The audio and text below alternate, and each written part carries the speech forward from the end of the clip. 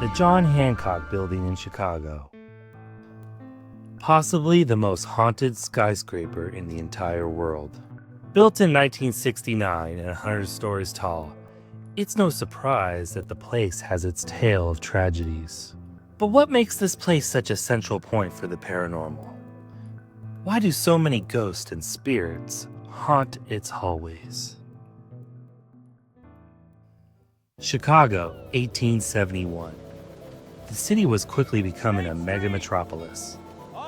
Chicago is now the central powerhouse and unofficial capital of Midwest America. But the Chicago fire would bring great tragedy to the city. In the aftermath of the Great Fire, the city decided to dump all the rubble into Lake Michigan, creating new land where only water was before. Yet one man, George Wellington Cap Streeter, saw the disaster as an opportunity. He began searching through the waterlogged ruins, salvaging whatever treasures he could find. This here's my land. He didn't just live on the ruins, he ruled them. Streeter set up a camp and began flaunting his found riches, turning his stash of valuables into a public spectacle. The eccentric showman became a local legend, and the newly formed land was dubbed Streeterville in his honor. The wealthy men of the city had other plans for Streeterville. They sent the police to remove Cap Streeter out of the lands. But Cap Streeter was a tough one and refused to leave and would win in multiple quarrels with the police. But eventually, the police force was just too strong for Cap Streeter. He was arrested and would live the rest of his days in a jail cell. No, let me go! But while in jail and before he died, Cap Streeter placed a curse on the lands of his camp home that was taken away from him.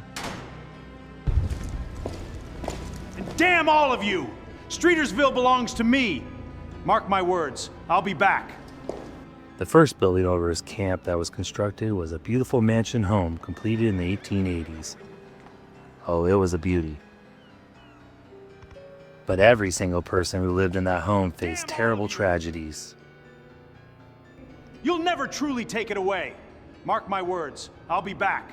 And tragedy after tragedy and after tragedy and after tragedy and after tragedy occurred in that home up until the late 1930s when they finally destroyed the home.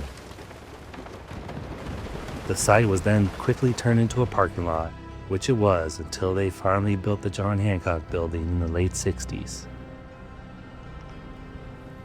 Ever since its opening in 1969, anyone who visits or stays can tell you that once you're inside the building, it's extremely eerie. The building sways constantly with the wind, the floors creak, and there's always this feeling that something is unsettling. For the people who call John Hancock Building home today, many have heard screams at night and have seen apparitions of ghosts or have seen other paranormal phenomena. There are even complaints of thousands, tens of thousands of spiders crawling up the building on warm summer nights. Some attribute this to Cap Streeter, who loved spiders. So if you ever find yourself in the Windy City, looking up at that massive dark obelisk piercing the Chicago skyline, remember what lies beneath the concrete and glass. It isn't just a foundation. It's the stolen land, the cursed ashes of a ruined city, and the vengeful spirit of Cap Streeter. They can lock me up, but that's still my land. He's the ghost